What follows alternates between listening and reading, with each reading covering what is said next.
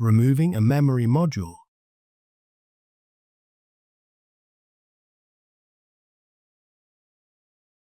If you are removing a front memory module slots 33 to 64, first remove the front top cover and front air baffle.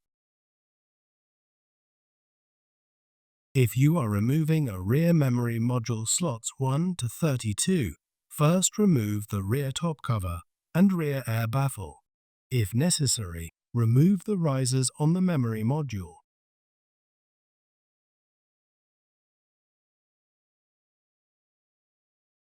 If the 2U performance heatsink is installed, remove it to access the memory module. Open the retaining clips at both ends of the memory module slot. Carefully lift the memory module out of the slot.